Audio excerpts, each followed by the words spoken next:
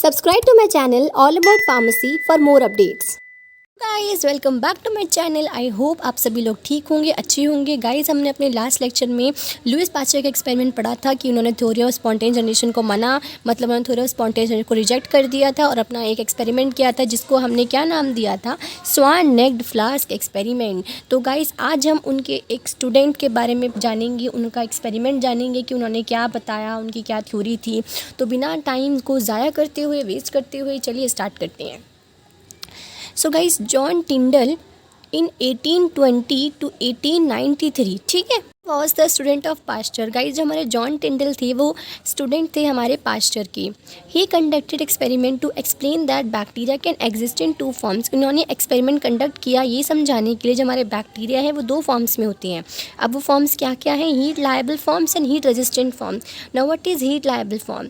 Which could be killed by exposing them to high temperature. ठीक है, वो bacteria जिनको हम हाई टेम्परेचर में एक्सपोज करके उनको हम किल कर सकते हैं। Now what is heat resistant form? Which could not kill by continuous boiling of the broth. वो बैक्टीरिया जो हमारी किसी ब्रॉथ की कॉन्टिन्यूस बॉइलिंग करके भी किल नहीं हो रहे हैं, even and grow in the broth after some time. Even वो क्या करते हैं, उसी ब्रॉथ में ग्रो कर जाते हैं आफ्टर सम टाइम, कुछ टाइम के बाद। So Tyndall demonstrated that if such broth are subjected to intermittent. So guys Tyndall ने दिमाग लगाकर सोचा कि अगर हम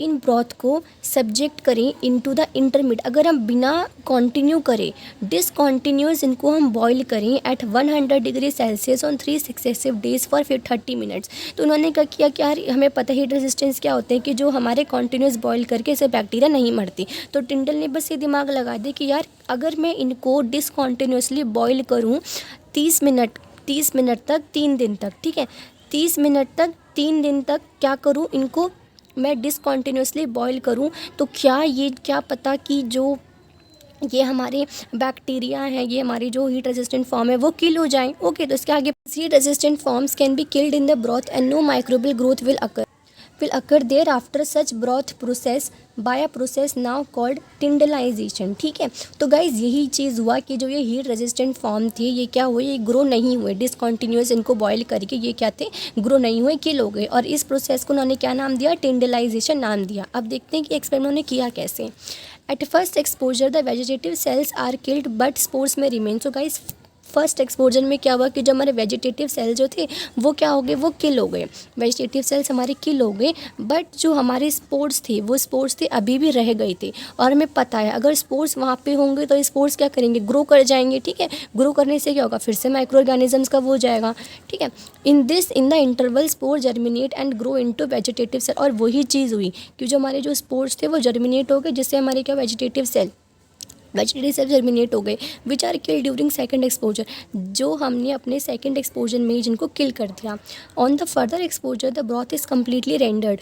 अब क्या हुआ, हमारे फर्दर एक्सपोजर में जो ब्रॉथ था completely rendered, germ free, no growth will occur for long time period. So हमारे तीसरे बॉइलिंग में क्या हुआ, पूरी की पूरी ग्रोथ कम्प्लीटली जर्म फ्री हो गई। ठीक है, पूरी जर्म फ्री हो गई, कोई भी माइक्रो ऑर्गेनिज्म नहीं है, कोई भी स्पोर्स प्रेजेंट नहीं है। ओके, तो ये हमारे जॉन टिंडल थे, इन्होंने ये समझाया हमको। सो गाइज़ आई होप आपको ये छोटा सा लेक्चर आज समझ आ गया होगा। गाइज़ अगर आपको मेरी वीडियो अगर आपको मेरा पढ़ाया हुआ समझ आया हो तो आपको पता ही है आपको क्या करना है। आपको मेरे चैनल को सब्सक्राइब करना है, लाइक करना है, शेयर करना है, कमेंट करना है। अब हम अपने नेक्स्ट लेक्चर में पढ़ेंगे fermentation. Okay, so good luck, all the best for your exams, bye.